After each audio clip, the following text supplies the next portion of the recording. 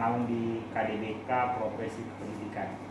Hari ini kita akan diskusi tentang mata kuliah evaluasi pembelajaran biologi. Hari ini kita akan berdiskusi tentang RPS yang akan kita susun berbasis model pembelajaran kolaboratif dan partisipatif melalui lesson study for learning community. Pada tahap ini kita akan plan bagaimana kita menyusun RPS yang baik pada mata kuliah evaluasi pembelajaran biologi. Warahmatullahi wabarakatuh. Selamat sore, salam sejahtera bagi kita semua.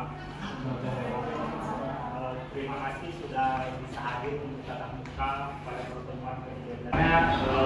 Kalian bisa mencoba merancang sebuah instrumen yang harapannya nanti berbasis penilaian otentik. Kita mulai dari latar belakang.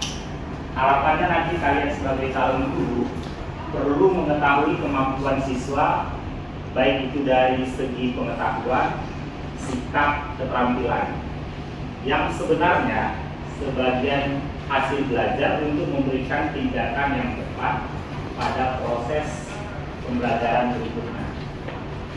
Penilaian tradisional yang biasa dilakukan selama ini kurang mengungkap kemampuan siswa yang sebenarnya. Harapannya dengan penilaian otentik lebih dapat mengungkap kemampuan siswa yang sebenarnya. Nah, hari ini kita akan belajar bagaimana merancang penilaian otentik. Adapun tujuan perkuliahan ini hari ini ada dua. Yang pertama, nanti harapannya mahasiswa mampu membuat rubrik terkait tugas kinerja yang sudah dibuat, yaitu laporan praktikum, kemudian menilai hasil tugas kinerja dengan menggunakan rubrik. Kita akan ungkap gagasan pengalaman. Kira-kira apa yang saudara ketahui tentang penilaian otentik? Silakan. Apa?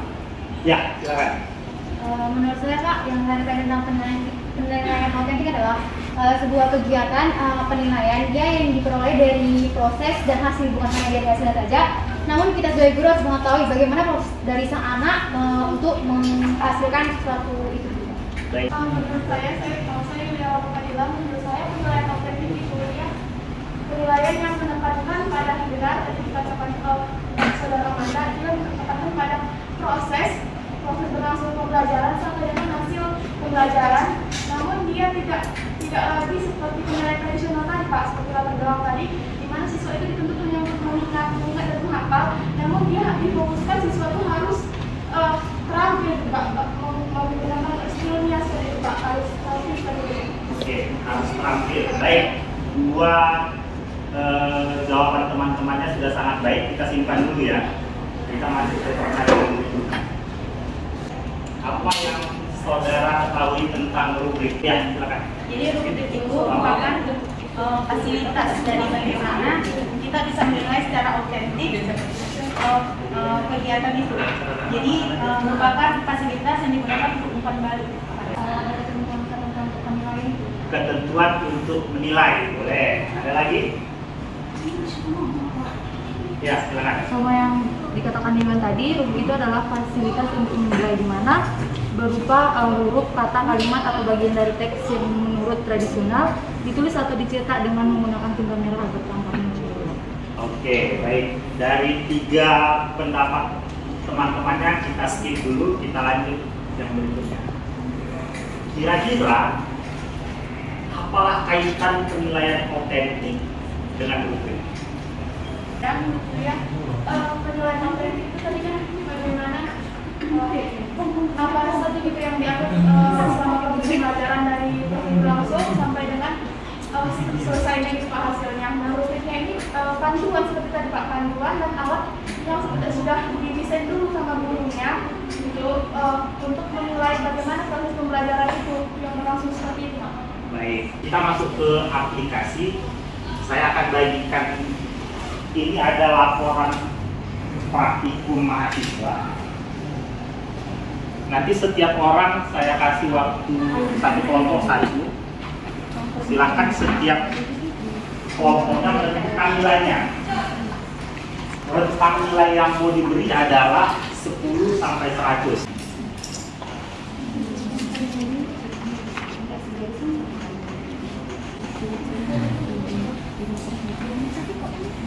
Kita mulai ya. Ingat ya, 70, 80, berapa? 70. 60. Kelompok yang ketiga 80.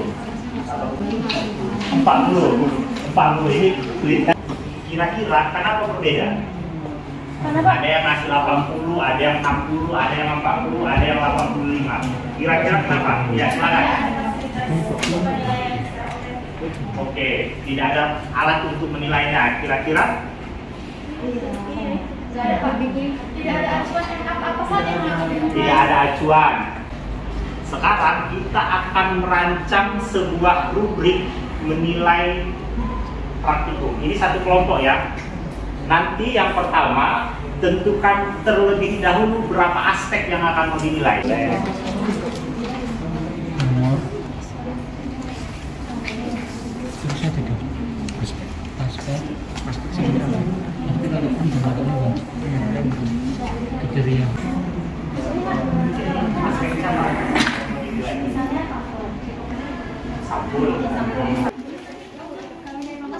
Nah, di sini ada 10 aspek dalam pembuatan rubrik ini. Nah, yang pertama itu jelas sampul ya, di depan. Lalu ada perapian dan eksekusi dari keseluruhannya atau halaman dari aspek. Lalu ada tujuan. Lalu dari kelengkapan alat dan bahan, bagaimana penulisan dari rada sejauhnya, bagaimana prosedur percobaan yang dilakukan. Di sini boleh.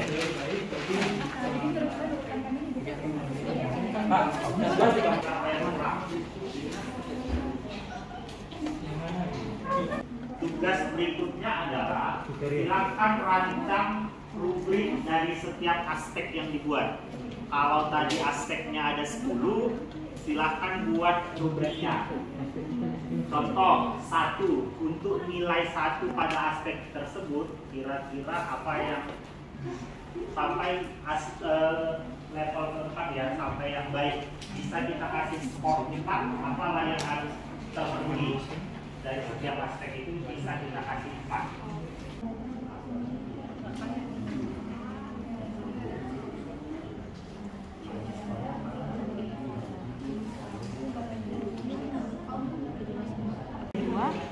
Jadi misalnya ada alat yang nggak lengkap atau ada satu alat yang nggak lengkap, ada satu bahan yang nggak lengkap. Jadi ada dua itu sama-sama nggak lengkap. Dari sini nggak ada alat yang sama sekali atau bahan yang punya. Kesimpulan kalau kami tidak baik dan pasti tidak baik dalam memberikan pembahasan. Untuk memaparkan hasilnya ya, mohon kelompok yang lain untuk mengomentari ya. Silakan skip yang sudah dikerjakan, nanti jadi masukan ya. Kira-kira kelompok 1, 4 Pak, silakan satu ke depan. Ya kan 4. Nanti aspek kelompok 1 dengan kriterianya akan dibacakan, kelompok lain silakan memberi masukan. Kan kita memberi masukan ya, supaya nanti mana tahu yang kalian kerjakan juga baik, bisa memberi masukan. Silakan untuk aspek yang pertama apa? Sampul ya. Sampul Pak. Oke, silakan kriteria kalau kita nilai 4. Terus aspek yang pertama teman-teman adalah sampul. Nah, untuk penilaian yang 4 itu tentunya jelas terdapat nama pembimbing, biodatanya lengkap, yakni ada nama, kelas, dan NIM. 4. Ya, terus kita ke penilaian yang ketiga. Dia tidak ada pembimbing dan biodatanya lengkap sesuai dengan nama, kelas, dan NIM.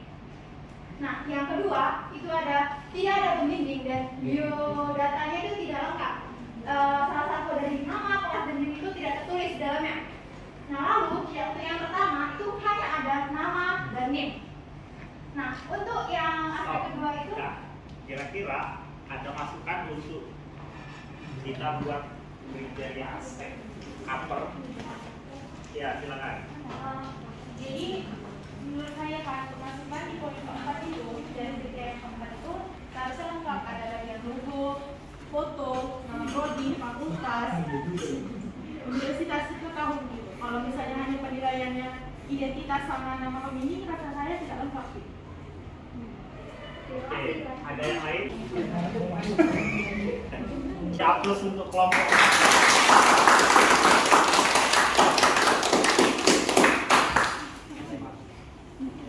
Baik, kita masuk refleksi. Kira-kira apa yang membedakan antara penilaian otentik dengan penilaian lain? Silakan. Saya Pak. Ya, silakan.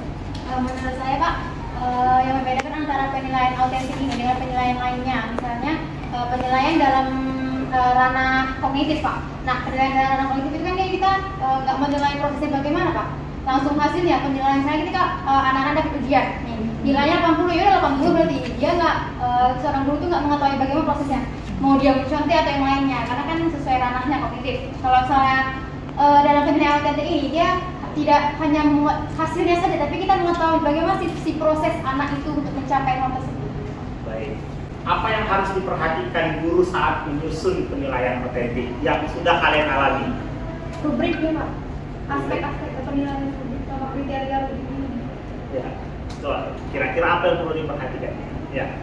Menurut saya Pak, yang harus diperhatikan Pak, sesuai tadi pengalaman kita tadi, sesuai praktek tadi, itu adalah ini aspek pembuatan aspek itu juga harus jelas. Terus tentunya kriteria-kriteria dari poin yang keempat, 321 itu juga harus jelas Pak. Jadi dia tersusun rapi, penilaian juga valid itu Pak. Penilaian otentik penting untuk mengungkap kemampuan siswa yang sebenarnya, karena penilaian otentik lebih menuntut siswa untuk mengkonstruksi respon sendiri dalam konteks yang nyata daripada memilih respon yang disediakan. Terima kasih atas pertemuannya hari ini. Selamat sore. Assalamualaikum warahmatullahi wabarakatuh.